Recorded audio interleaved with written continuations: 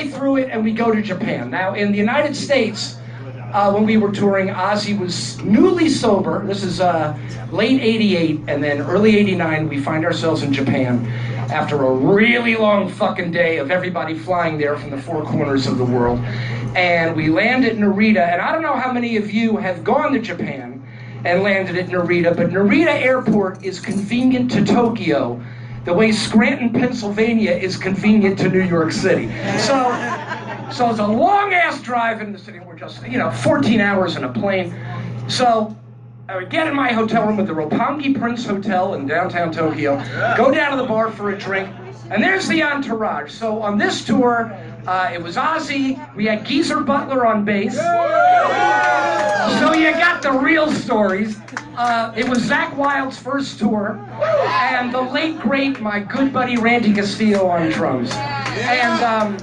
And so I go down to the hotel bar, and there's Ozzy, Sharon, Geezer, the front of house guy, a couple of other techs, Ozzy's main man Tony, and then I come down there and I join them. So it's a lovely little hotel bar. It's great, we're just like winding down. And Ozzy started drinking in Japan, so that's also something you need to know. Yeah. So we're all there having a great time, and Sharon is seated so she can see the door of the bar. All of a sudden, she just sits up straight, and I turn around, and Sharon's got radar about this. A for real, dolled up Japanese groupie has just entered the bar. Now these ain't like American groupies, my friends. American groupies, you can sort of spot them a mile away, but you gotta know what you're looking for in Japan. In Japan, they're very fancy. And this is 1989 when they owned the world, so they're very fancy. So this girl comes in, and Sharon immediately knows what's going on. So she's sitting between Ozzy and Geezer, right? So she looks at Geezer, she goes, "Oi, Geezer, make believe I'm your old lady, and let's see how much trouble we can get Ozzy into, right?" So, okay, great. So Ozzy goes, "Oh, no, just had a long plane flight, why are you fucking with me like that?" It's like, all right, so she comes right up to the table, right? So, "Oh, Ozzy, I'm such a big fan, Ozzy." So Sharon goes, "Oh, darling, why don't you join us, come sit down, right?" So, in the meantime, she's cozying up to Geezer, and Ozzy's just rolling his eyes, "Oh, God, what the fuck, So she starts to get chummy, right? And she starts trying to play with Ozzy's hair. And that's his real hair, but I was going to say something catty, but I won't. Anyway, so, about my good friend Joe, but I won't. Anyway, she starts fucking with his hair. So Ozzy goes, No, darling, no, please, I don't like anybody fucking with my hair. So, please, just don't fuck with my hair. And she keeps doing it. She's going, "Oh, Ozzy, I love you so, I'm such a big fan." So, no, darling. And she keeps doing it, and now she's starting to get obnoxious. So Ozzy's had a 28-hour day, so finally he just grabs her arm.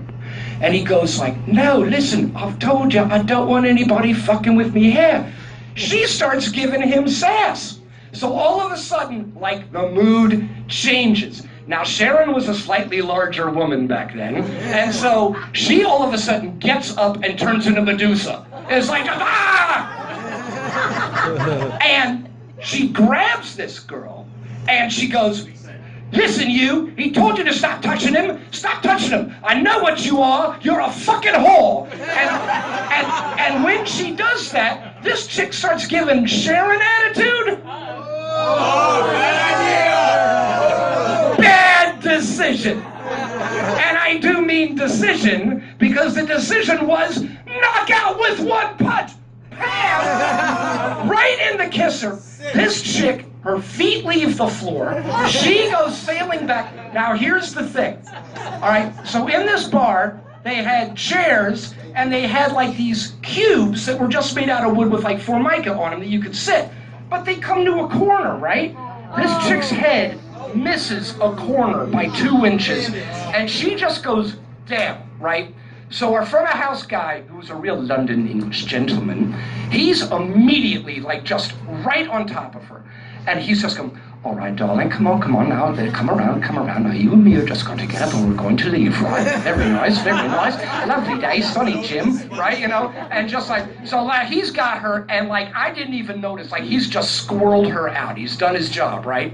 So, I forgot it, but this plays into it. So in the bar, right, it's a night, and the bar is full of Japanese people, and it's mostly couples at all of the tables at the bar. This feeds into the story. So, everybody sees this happen. It's like, what the fuck? We're the only round eyes in the bar. And so he gets her out of her, and then things calm down until 10 minutes later when the cops show up. So now, the cops start going around and talking to everybody else but us, right? Talking to all the Japanese people in the bar. So Sharon goes to one of the crew guys, "Oi, get the translators down here. I want to find out what these people are saying." Right? So we had 2 translators that the promoter gave us. So they bring them down to the bar. So she goes, "Go over, find out what they're telling the cops," right?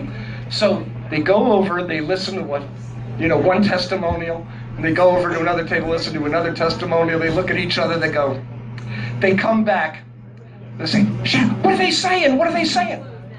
So here's the thing. They were all couples at all of these tables. Japanese businessmen, not quite their wives. So as the cops are talking to them, all of these guys are literally, like they're reading from a script, say exactly the same thing, which is, whatever those English people over there said what happened, that's what happened. And by the way, you never saw me here. Thank you.